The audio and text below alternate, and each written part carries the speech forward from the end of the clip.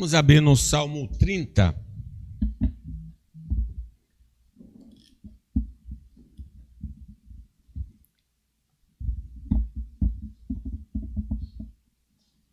Salmo 30.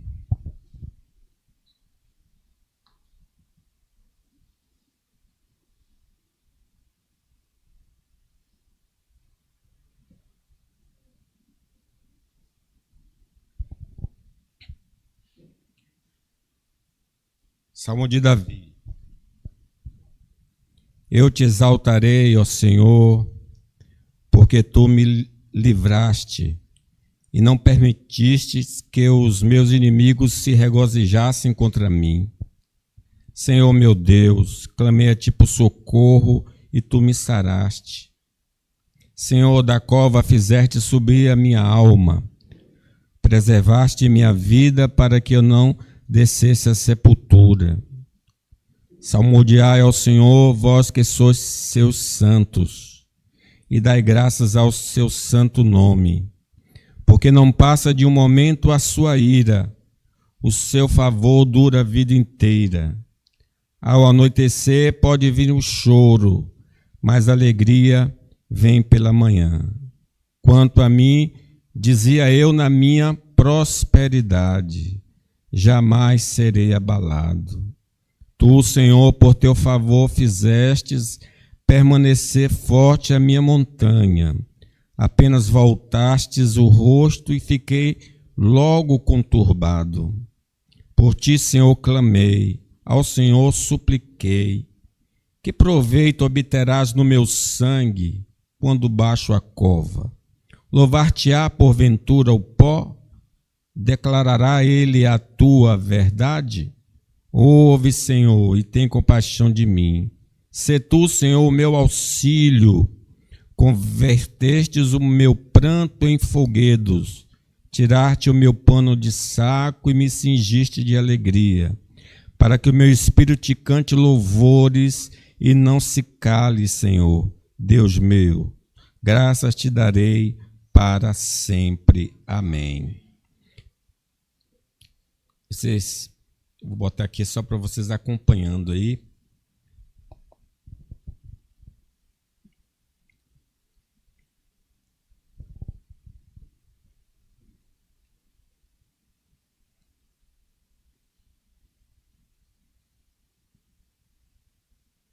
Meus irmãos, esse Salmo 30 fala de queda e restauração. Um homem como Davi experimentou glória, mas também foi ao fundo do poço. E nós não estamos imunes a desapontar a Deus através de pensamentos errados e comportamentos não condizentes com a palavra do Senhor. Jesus nos ensinou a orar dizendo: não nos deixes cair em tentação. Ora, se Davi, que era um homem segundo o coração de Deus, experimentou a queda, nesse Salmo 30, e não foi por causa daquele pecado do adultério, nem do assassinato, é uma outra causa que o Salmo revela. Então, nós pobres pecadores aqui na terra, que não temos a mesma intenção de consagração que o Davi tinha. Então, é necessário, nossa vigilância precisa ser constante para não sermos enganados pelas tentações. Jesus disse: vigiai e orai para que não entreis em tentação. O espírito está pronto, mas a carne é fraca. Então, nós precisamos estar sempre vigilantes para não entrarmos em declínio espiritual. Graças a Deus que não somos abandonados pelo Senhor. Ele não nos deixa. Estou convosco todos os dias até a consumação dos séculos. Ele nos corrige ele corrige a nossa rota, sensibiliza o nosso coração e restaura a nossa sorte.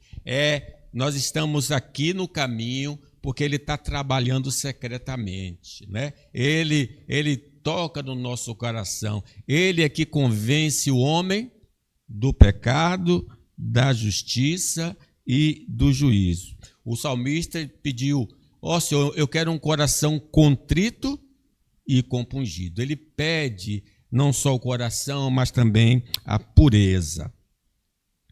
Se Deus não estivesse nos guardando, já estaríamos distantes dele, como aquele filho pródigo que resolveu sair da casa do pai, achando que distante do pai ele teria uma vida confortável, uma vida segura, uma vida próspera. Nós ainda estamos aqui porque Deus está nos segurando.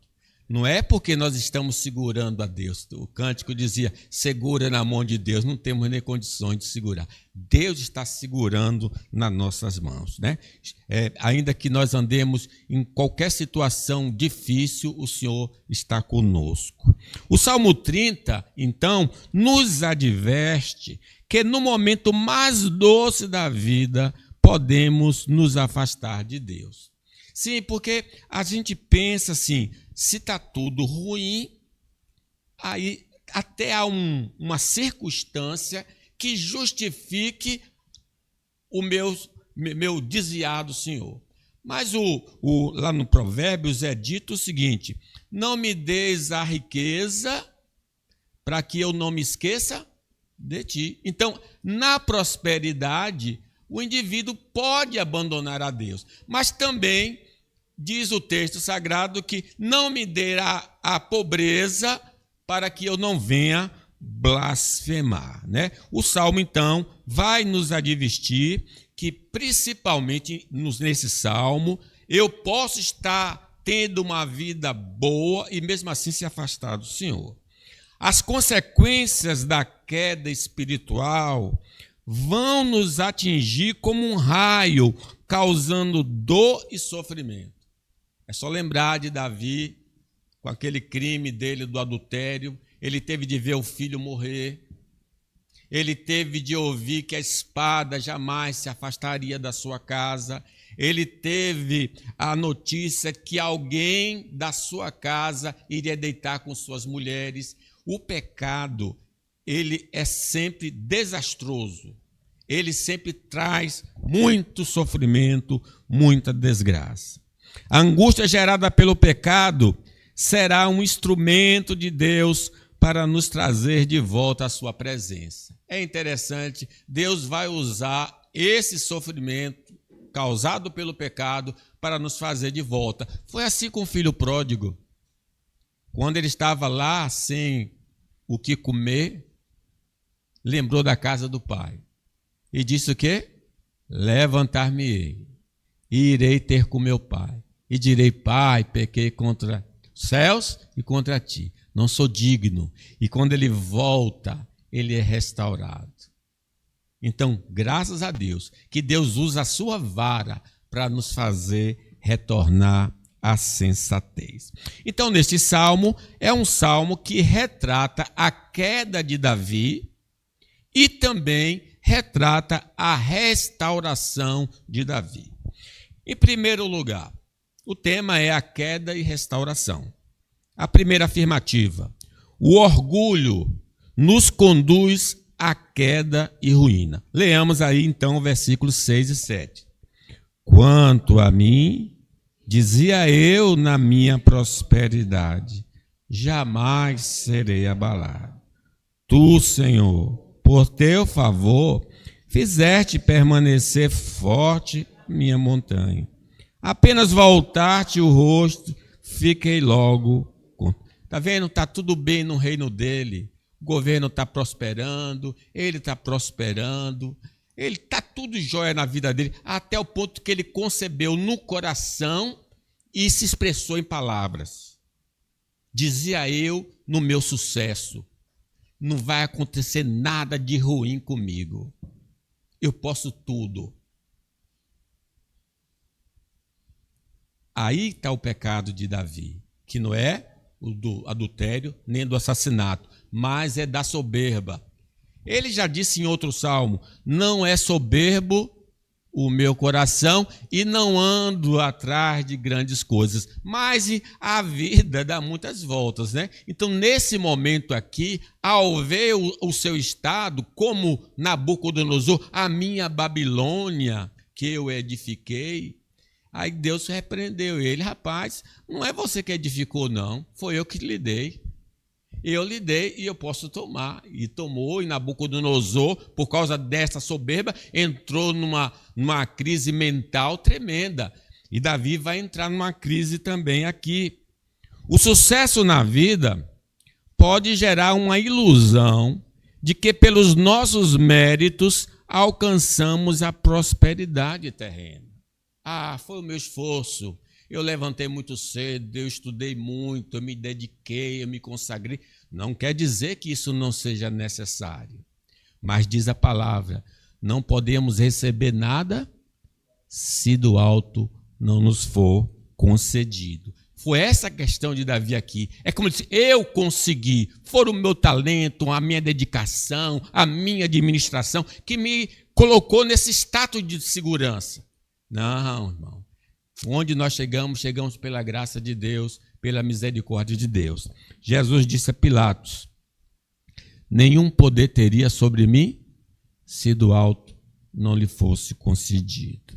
O bem-estar material pode nos levar a pensar que estamos isentos dos dramas existenciais. Tá, isso está tudo bom. É como alguém diz: eu tenho um plano de saúde, eu tenho seguro, eu tenho isso, eu tenho aquilo. Davi se exaltou. E pelo texto você vai perceber, Deus retirou a mão dele. Ele aí ficou doente. Ele caiu com uma enfermidade grave, e a enfermidade grave ia levar ele à morte. Aí é que ele eleva os meus olhos para os montes. De onde me virá o socorro? Então, às vezes a gente acha que com a prosperidade nenhum mal sucederá a nós e nenhuma praga chegará à nossa tenda. É o crente das declarações, né? A abundância das bênçãos terrenas pode nos impedir de refletir em nossa condição espiritual e destino eterno. É bom prosperar, mas a prosperidade tem esse poder do homem não atentar para o seu estado espiritual. Lembrando da parábola do rico e de Lázaro. O homem era próspero, vivia regaladamente, e só roupa de linho, e só curtição. Então, as distrações boas dessa vida fez com que ele não refletisse onde ele iria passar a eternidade. Ele não refletiu sobre isso. E quando ele deixou esta vida, ele estava num lugar de tormento. Então, é o perigo que o bem-estar pode nos conduzir. A abundância das bênçãos terrenas pode nos impedir de refletir, então, nossa condição. A vida abençoada pode nos induzir a pensar que temos a graça comum. Graça comum é saúde, emprego, família, trabalho, casa, bens, ouro, prata, respiração e tudo mais. Também gozaremos das bênçãos especiais. É aquele pensamento teológico. Se eu prospero, Deus está me abençoando. Então, se Deus está me abençoando no material, também vai me abençoar no espiritual. Não é assim que funciona. O rico da parábola era rico, mas não tinha as bênçãos especiais, não tinha o conhecimento da salvação em Cristo Jesus. Não podemos associar, como os discípulos fizeram: esse homem é cego porque ele pecou ou porque seus pais pecaram. A ideia nossa é a seguinte: se tudo está ruim, é pecado. Se tudo está bom, é comunhão com Deus. A vida de comunhão com Deus não é medida pela quantidade de dinheiro que temos no bolso. A vida de comunhão com Deus é medida pela fé em Cristo Jesus e a vida de santidade. Para cairmos em pecado, então, não depende das circunstâncias, mas da atitude do coração. Porque o que se prega hoje, se anuncia na sociedade é o seguinte: o sujeito é fruto do meio. Se o meio é ruim, ele se torna uma pessoa ruim. Mas eu pergunto a vocês, os nossos pais, em que ambiente estavam? No jardim. Qual o perigo que eles tinham ali? De alimento. Não precisavam nem de roupa, porque eles estavam nus. Eles tinham tudo. Tudo estava agradável. Só que eles foram criados num estado de possibilidade de queda. Então, eles fizeram uma escolha. Não foi o ambiente que os levou a cair, mas eles escolheram ser iguais a Deus. Meus irmãos, não é o meio, não é porque você está enfrentando lutas, muitas, que você está caindo. Não é porque você tem muita coisa boa que você está caindo. É o coração do homem. Porque do coração do homem procede tudo o que é ruim. Por isso o provérbio diz: filho meu, eu quero o teu coração. Precisamos entregar o coração. Quando somos altivos, excluímos a graça de Deus como fonte do nosso bem-estar. Versículo 7 está aí, lê aí. Tu, Senhor, por teu favor, fizeste permanecer forte a minha montanha. Antes ele tinha dito: não, eu não vou ser derribado. Eu consegui tudo, mas com a doença chegando, ele recobrou o senso e disse: poxa, eu estou nesta posição, eu tenho o que tenho, porque é Deus que tem me sustentado. É como diz um texto: Ebenezer, até aqui nos ajudou o Senhor. Então o altivo jamais reconhecerá que é Deus que tem o abençoado. Seja bênçãos da graça comum, bênçãos da graça especial. Não podemos obter qualquer sucesso sem a aprovação e auxílio do Senhor. Ele não só precisa determinar, como ele também precisa trabalhar em nosso favor. Israel não conquistou a terra prometida através dos seus esforços, mas foi o próprio Deus que lhe deu essa graça, incutindo, colocando medo naquelas nações, privando dos seus talentos, da sua sabedoria, para que Israel pudesse dominar, porque Israel não tinha um número suficiente de pessoas para combater aquelas nações, nem tinha equipamento militar. Eles venceram porque o Senhor dos Exércitos está conosco, o Deus de Jacó é o nosso refúgio. Se formos arrogantes, Deus nos abaterá para destruir nossa soberba. Ele se elevou em palavras e no coração. E o texto, antes do final do versículo 7, diz: apenas voltar-te o rosto, fiquei logo conturbado. Com o orgulho dele, Deus se virou. Não quero mais saber de você. E assim que Deus se virou, a ruína entrou na casa dele. No caso específico, a saúde dele foi abalada. Meus irmãos, que Deus jamais deixe de olhar para nós.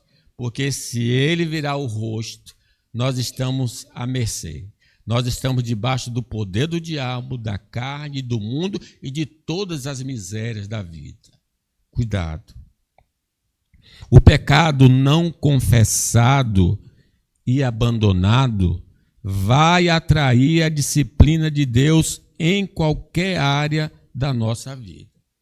Então, Davi se exaltou, ele não se arrependeu logo do seu pecado, ele continuou no pecado e Deus precisou levantar o seu cinturão contra ele. E a nossa confissão de fé, Deus pode atingir qualquer área da nossa vida. Finanças, saúde, família, emprego e até a morte. Lembrando de Ananias e Safira, que pecaram contra o Espírito Santo, mentiram ao Espírito Santo e morreram na igreja. Se tivermos em pecado de orgulho, seremos resistentes a confessar nosso pecado ao Senhor. Esse pecado é terrível, como qualquer outro, é que nós não queremos admitir. Enquanto calei, envelheceram meus ossos pelos meus constantes gemidos. É muito difícil ao orgulhoso dizer, pequei contra o Senhor. Mas tomara a Deus que Ele esteja nos quebrantando, se porventura estamos nesse estágio.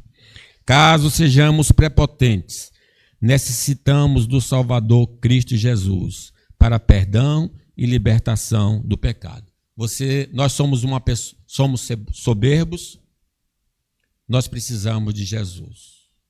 Precisamos pedir a Ele que nos salve desse estado. Soberba é o pecado do diabo, que quis se engrandecer. Deus resiste, mas dá graça aos humildes. Segundo lugar, queda e restauração. Os inimigos da fé se alegram com a nossa queda e ruína. Leamos o versículo 1.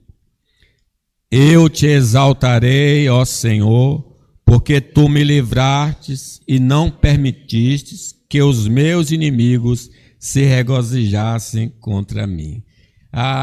Lembre, meus irmãos, seja por soberba ou qualquer outro pecado, a nossa queda sempre causa alegria em alguém. E quem fica alegre? O exército do mal. O exército maligno vibra quando nós cedemos às tentações e somos punidos pelo Senhor. Eles estão fazendo uma festa. Se há alegria no céu por um pecador que se arrepende, os anjos se alegram lá, o inferno se alegra. Quando nós estamos desobedecendo a Deus, estão festejando. Festejam a nossa queda, a nossa ruína, o castigo de Deus e a nossa desobediência a Deus. Não vamos dar lugar ao diabo dele se alegrar. Não, ele tem de ficar triste com a nossa santidade de vida. Os inimigos da fé tocam trombetas pelas nossas ações pecaminosas e passam a difamar o caminho do evangelho. Quando você cai, traz algum tipo de escândalo, quando nós trazemos algum tipo de escândalo, as pessoas dizem, está vendo aí? Não é crente? Olha o que está fazendo. E Deus é desonrado por causa do nosso comportamento. E é ruim também, porque isso vai se tornar um empecilho para que outros, ou aqueles que estão à nossa volta, se voltem para Deus, porque o nosso pecado vai trazer essa mancha. Nosso comportamento escandaloso se torna obstáculo para o próximo que vive ao nosso redor. Meus irmãos, talvez as pessoas não tenham se aproximado da igreja porque o nosso comportamento não é um comportamento digno. Não aqui propriamente, mas fora. No ambiente de trabalho, na rua, e por isso as pessoas não se sentem atraídas, é aquele crente, é daquela igreja, não vale não. Qual tem sido a nossa atitude em relação a isso, irmãos? Nosso comportamento escandaloso se torna obstáculo para que ao próximo que vive ao nosso redor. Nosso pecado pode desanimar muitos irmãos na fé. Se eu errar e eles perceberem, eles vão desanimar. Eles que estavam buscando, se consagrando a Deus, vão desistir e incentivar, e outros serão incentivados a trilhar esse caminho ruim. É o pouco de fermento que leveda toda a massa. Então, ou eu desanimo alguém por causa do meu erro, ou eu incentivo alguém ao pecado por causa do meu erro. Como é perigoso andar no erro. O prejuízo de nossa queda espiritual afetará nossa família, tanto individual como coletivamente. Sim, o filho pode ficar muito decepcionado com a queda do pai. A filha, a esposa, o esposo, ou então a família toda se desanima em seguir ao Senhor por causa do nosso comportamento. Talvez a nossa casa não esteja agora na presença do Senhor, porque nós estamos dando um péssimo testemunho. E Davi sabia disso. Só Deus pode impedir que os inimigos riam de nós. Por causa da intervenção divina, o dano de nossa queda é suavizado para que os efeitos colaterais não sejam plenos e os inimigos não fiquem continuamente se gabando. Sabe por que não caímos totalmente? Porque Deus refreia, porque Deus intervém, porque Deus, a sua misericórdia dura para sempre. É por causa das misericórdias de Deus que não somos consumidos. Se continuamos na presença de Deus, é graça divina que nos segura para não voltarmos completamente e definitivamente ao chiqueiro do pecado. Muitos que corriam bem, de longe agora vão. Outros seguem, mas também sem calor vivendo estão. Mas Deus, irmão, na sua infinita, vai nos buscar naquele abatimento, diz, volte para mim, não continue nesse caminho. E a gente percebe isso, e graças a Deus, estamos aqui na presença do Senhor. Deus usará a vara da disciplina para nos levar ao arrependimento e ao retorno ao caminho santo. Não creiam nessa psicologia de que bater vai traumatizar. Deus não ensina isso. Ele bate sim. E bate aonde dói para que a gente sinta e se volte para Ele. Então, Deus disciplina todo filho a quem Ele quer bem. O diabo sempre estará rindo quando cedemos às tentações, mas estará apavorado quando vivemos em santidade. Entristeça o diabo, se apartando do pecado. Terceiro, queda e restauração. Confessemos a Deus o nosso estado de queda e ruína. Versículo 8 e a 10. Leamos? Por ti, Senhor, clamei. Obterás o meu sangue quando baixo a cova. Louvar-te-á porventura o pó. Declarará ele a tua verdade. Ouve, Senhor, e tem compaixão de mim. Sê tu, Senhor, o meu auxílio. A consciência de pecado nos vem através do Espírito Santo e da palavra de Deus. Seja qual for o instrumento de disciplina que ele esteja usando, o Espírito Santo e a palavra estão trabalhando para a pessoa dizer, pequei, meu Pai. Pequei contra os céus e contra ti. Não sou digno de ser chamado teu filho. O instrumento da disciplina divina vai ser usado para despertar nossa consciência adormecida pelo pecado. O filho pródigo torna a repetir, ele, apesar de ter perdido tudo, ainda tentou, por maneiras naturais, sobreviver. Mas ele foi rejeitado. Todas as portas se fecharam para ele. Ele desejava comer a comida dos porcos e diz que ninguém lhe dava nada. Foi na lama que ele lembrou da casa do Pai. A consciência dele foi despertada e ele disse, quantos trabalhadores do meu Pai têm comida em abundância e eu aqui pereço de fome. Levantar-me-ei e irei ter com meu pai e lhe direi o quê? Pai, pequei contra os céus e contra ti, não sou digno de ser chamado teu filho. Trate-me como um dos teus trabalhadores. Eu não quero nem ser filho, só quero ser um empregado do Senhor. Mas o pai, evidentemente, não deixou ele nem concluir essa frase toda. Mandou pegar a roupa nova, um anel, sandália e mandou matar um animal. E foi feita uma grande festa. Louvado seja o nome do Senhor.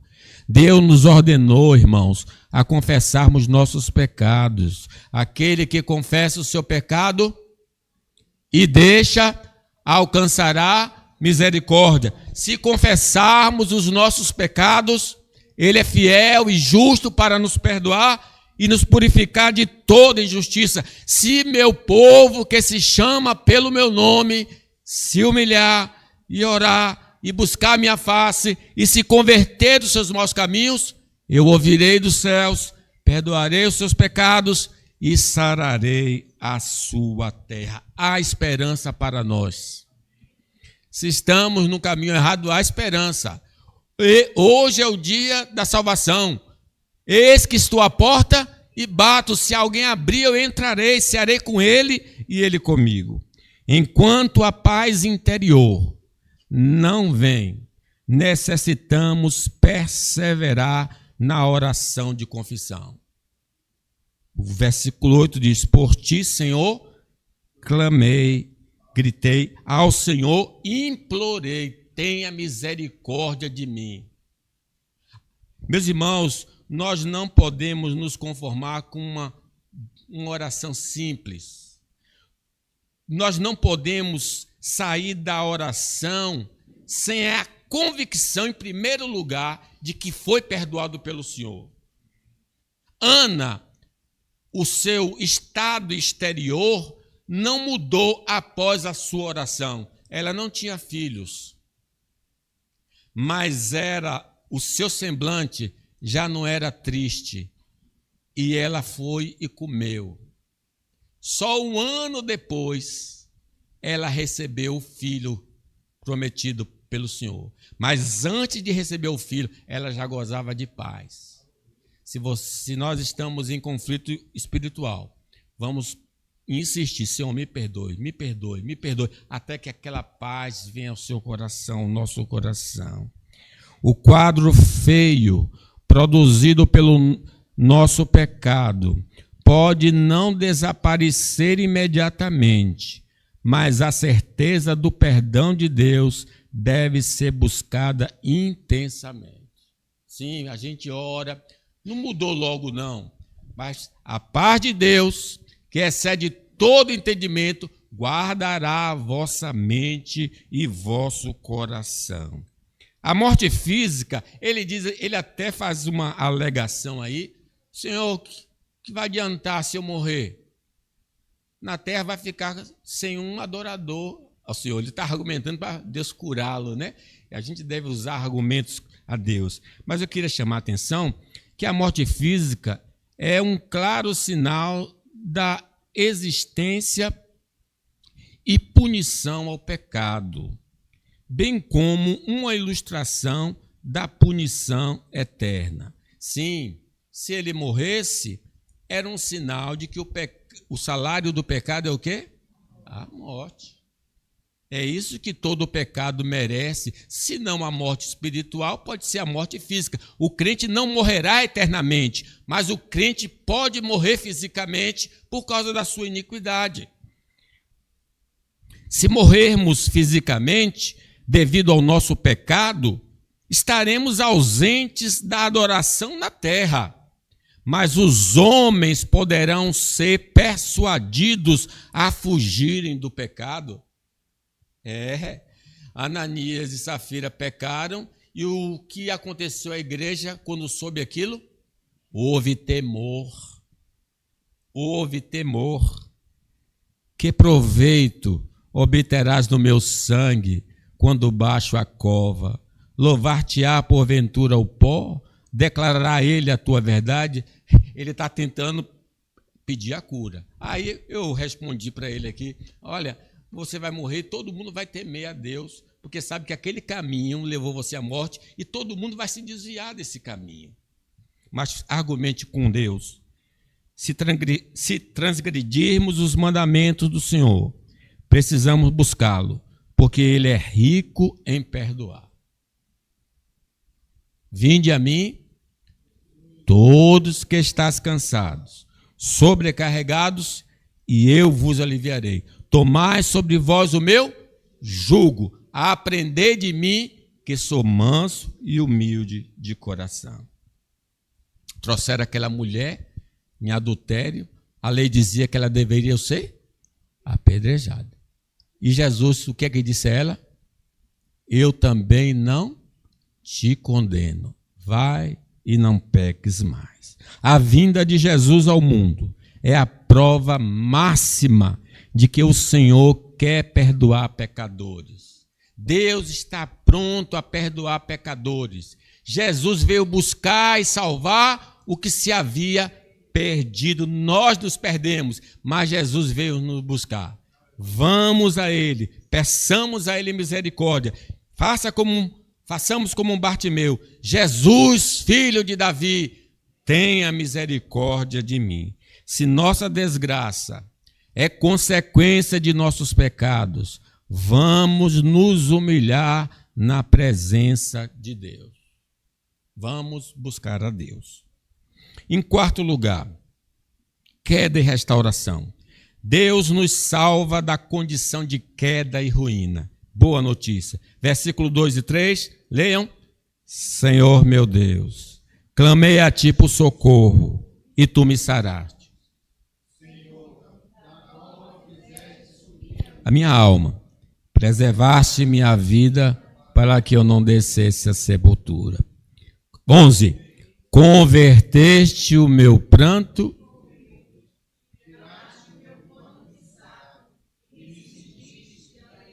Glória a Deus, que mudança aconteceu na vida desse homem hoje.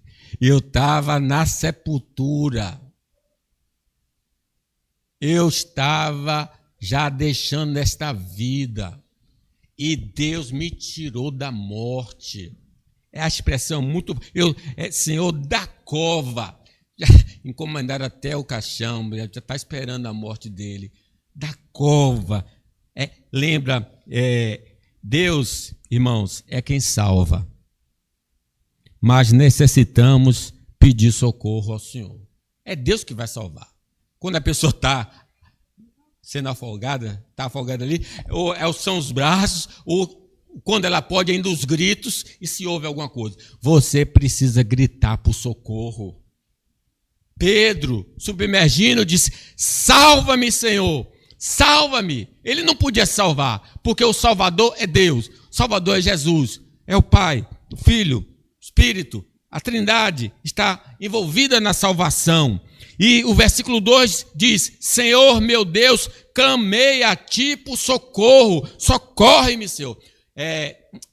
No Velho Testamento, com exceção de Ana, não há oração silenciosa, só oração de grito. Por isso que os pentecostais gostam, vamos gritar. Mas não é o grito em si que vai salvar ninguém, porque gritar não, só por gritar não. Mas ele diz que clamei por socorro, há um grito de desespero, diz, ajuda-me, Senhor, ajuda-me. E Deus ouviu o seu clamor, o seu grito.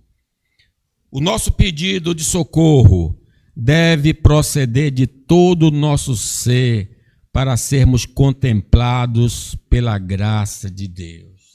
Não pode ser qualquer grito, não. É um grito que vem da alma. Às vezes a gente sabe que chora e não se expressa palavra nenhuma. E Deus já pega aquelas lágrimas e contempla e atende. Deus não atende qualquer oração. Diz que um coração contrito e compungido ele não desprezará. O nosso pedido de socorro deve proceder de todo o nosso ser para sermos contemplados. Vamos continuar orando até que a graça da salvação se manifeste em nosso favor. Eu só vou largar quando o Senhor me abençoar. Eu vou perseverar na oração. Eu preciso do Senhor. Abençoa-me, Senhor. Abençoa-me. Se Deus nos salva de maneira extraordinária ou comum, isto é, através de milagres ou através do médico, por exemplo. Nós não temos aqui no texto como Deus o curou. Mas sabemos, por exemplo, que o rei Ezequias, que estava para morrer com uma ferida, e ele pediu misericórdia a Deus. Deus mandou o profeta Isaías voltar e disse, você não vai morrer mais, vou acrescentar 15 anos à sua vida. E diz o texto ali que passou uma pasta de figo, quer dizer, um medicamento, Deus usou um medicamento, e então ele ficou curado. Deus cura de maneira extraordinária ou comum. Ele estabelece o meio e a hora do seu agir para que seu nome seja glorificado. Você não pode determinar, tem de ser hoje, tem de ser amanhã, tem de ser assim, tem de ser assado. Não, meu irmão. Esperei pacientemente pelo Senhor, ele se inclinou para mim e ouviu quando clamei por socorro. Por mais que seja difícil nossa situação, não há obstáculo que possa impedir Deus de agir. Versículo 3. Senhor, da cova fizeste subir a minha alma. Ah, mas pastor, não tem mais esperança. Tem sim esperança. Quem tem Deus tem esperança. Agindo Deus, quem impedirá? O Senhor é vivo, Deus é o Deus vivo e verdadeiro. Deus nos fará, irmãos, vencer a morte física no último dia, nos ressuscitando dos mortos. A morte vai nos pegar a qualquer momento, porque é isso que está designado ao homem. Tu és pó e ao pó voltarás. Mas no último dia ela não vai conseguir nos segurar na sepultura, porque nós seremos ressuscitados pelo poder de Deus. Por causa do Senhor, somos restaurados e conservados em seu caminho, para não perecermos eternamente. Preservaste-me a vida para que eu não descesse a cova. Eu deveria ter morrido, mas o Senhor não me deixou morrer. Deus me conservou. A morte prematura não nos alcançou por causa da misericórdia de Deus. Porque aqueles que nasceram no nosso tempo, morreram e nós estamos aqui vivos pela graça de Deus. É a graça do Senhor que nos conservou, irmãos. Deus pode transformar nosso momento fúnebre em festejo. Observe versículo 11. Converteste o meu choro em foguedos. Quer dizer, ele estava no funeral, chorando, como aquela viúva de Naim, chorosa, levando o seu único filho, e a vida veio ao encontro dela, e Jesus disse, não chores. E então ele ordenou, e o jovem ressuscitou, e aquela tristeza foi transformada em alegria. Deus pode, a tristeza pode durar, mas a alegria vem pela manhã. Deus remove a nossa humilhação e nos coloca em lugar de honra. Tiraste o meu pranto, tiraste o meu pano de saco e me cingiste de alegria. Vocês lembram de José? Antes de José ir para a casa de Faraó, ele estava em que lugar? No cárcere, todo sujo. E diz a palavra que deram banho em José, colocaram uma nova roupa e ele foi à presença de Faraó. E nunca mais saiu da presença de Faraó. Ele foi exaltado, se tornou o governador do Egito. É isso que Deus faz. Ele tira toda coisa velha e coloca algo novo na nossa vida. Somente o Senhor pode nos libertar das paixões mundanas, das obras da carne e das ciladas do diabo. Sem mim, nada podeis fazer. O sangue de Jesus nos limpa da sujeira do pecado em nosso corpo e na alma. O sangue de Jesus, seu Filho, nos purifica de todo o pecado. Para obtermos os benefícios do Senhor, precisamos invocar o seu nome, porque todo aquele que invocar o nome do Senhor será salvo. Eu preciso, salve-me, Senhor. Se essa oração de fé vai salvá-lo. Queda e restauração. Em quinto, cantemos a Deus pela libertação da condição de queda e ruína. Versículo 12. Para que o meu espírito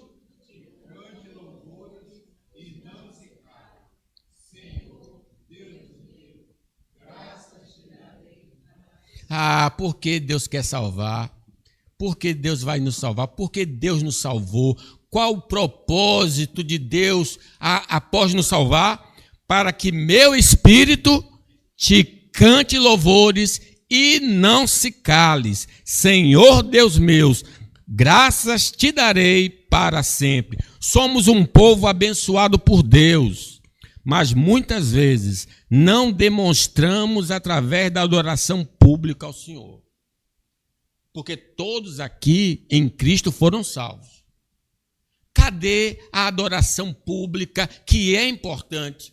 Não quer dizer que é só na igreja, não. Em casa também, em outros lugares. Mas eu não posso me recusar a adorar um Deus que me salvou, porque Ele me salvou com esse propósito, para que o meu espírito te cante louvores. O socorro divino deveria nos estimular a testemunhar os feitos do Senhor através dos cânticos ou da pregação do Evangelho. Se não cantado, eu vou falar o que Deus fez na minha vida. Como aquele leproso que foi curado e falou para toda a cidade o que Jesus fez por ele.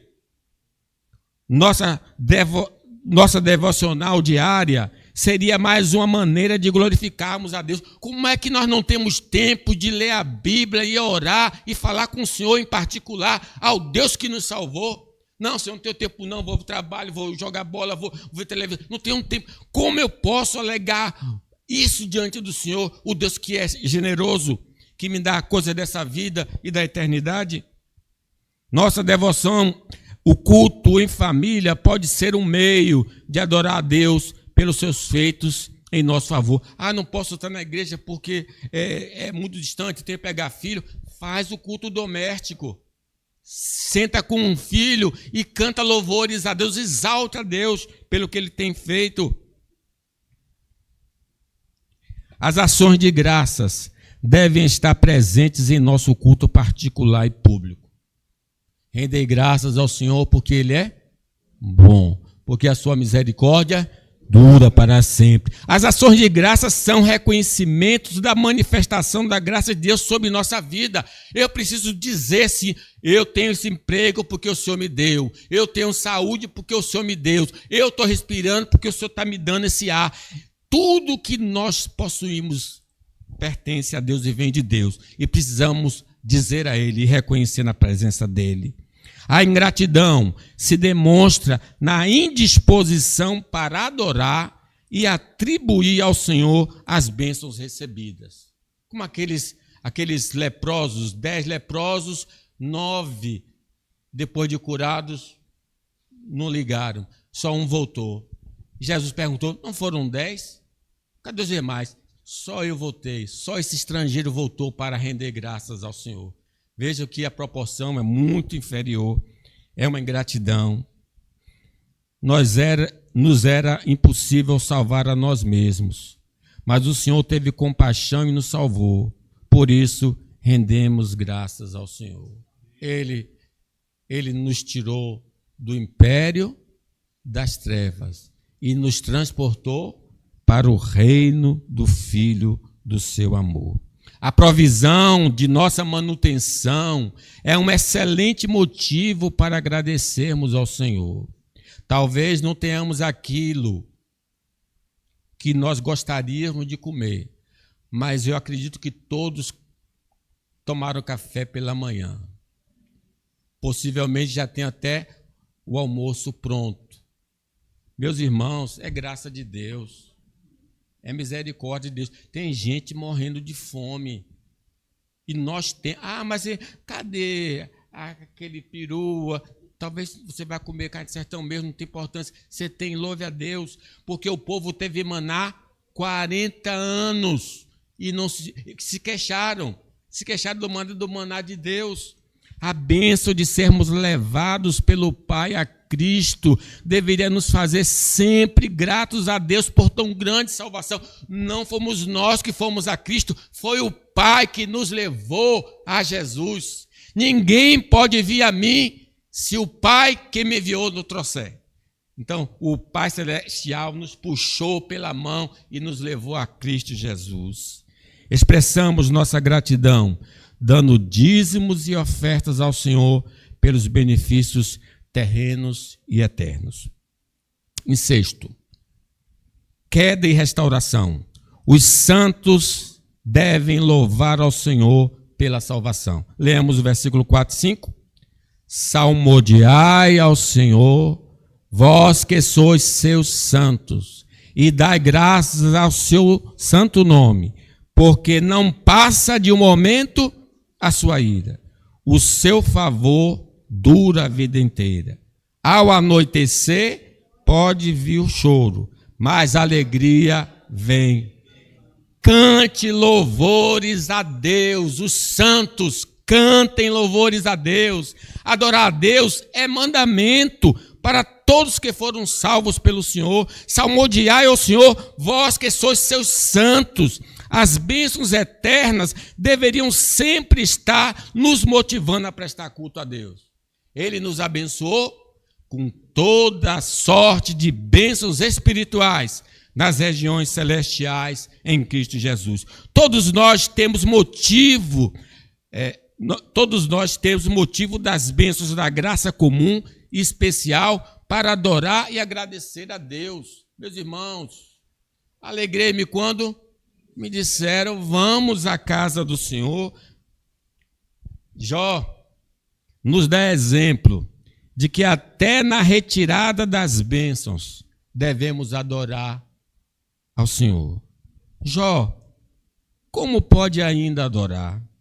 Se não tem motivos para cantar, abandona esse Deus e morre. Mas não o adoro pelo que ele faz, nem menos por bens materiais. Eu adoro pelo que ele é. Eu sou dele e tudo é dele. Jó, você não tem motivos. Perdeu seus bens, seus filhos, seus amigos. O que você vai fazer? Eu vou adorar. Simplesmente adorar. Eu vou adorar. Deus me deu, Deus tomou. Bendito seja o nome do Senhor. A Ele a glória e a honra e o louvor. Adorar a Deus é o nosso dever. Que lindo esse homem prostrado e adorando a Deus. Louvemos a Deus pela sua disciplina para conosco, porque ela é temporária e nos traz de volta ao caminho e aperfeiçoa nosso caráter. Até a surra de Deus é uma graça, porque Ele não bate naquele bastardo, Ele bate nos seus filhos. A disciplina do Senhor dói. A disciplina do Senhor dói, mas não é uma disciplina permanente, mas temporária, porque não passa de um momento a sua ira. O seu favor dura a vida inteira. Sabedores de que a nossa aflição é passageira, mas a bondade de Deus é contínua. Louvemos ao Senhor. Ao anoitecer, pode vir o choro, mas a alegria vem pela manhã. Concluo, meus irmãos. A queda da comunhão com Deus não é determinada pelas circunstâncias, mas pelo nosso coração. É o nosso coração que precisa ser tratado, não o meio. Trate o coração e você vai resolver, vai vencer sua queda. A disciplina de Deus pode nos atingir em qualquer setor da vida. Então, fique esperto. Faça um exame da sua vida, sonde o seu coração. Só através da confissão e arrependimento a disciplina divina é suspensa. Se nós estamos sendo disciplinados, precisamos confessar e deixar para alcançar a misericórdia. A restauração, no geral, é lenta, mas real. Não vai ser da noite para o dia que muda tudo, não. Deus vai reconstruir, como reconstruiu Jerusalém. A restauração, se fizermos parte da raça humana, que está caída e amaldiçoada em Adão, temos a oportunidade de nos voltar para Deus, porque Ele é misericordioso. Hoje é o dia aceitável. Hoje é o dia da salvação. Se ouvires a voz do Senhor, não endureçais o vosso coração. Amém.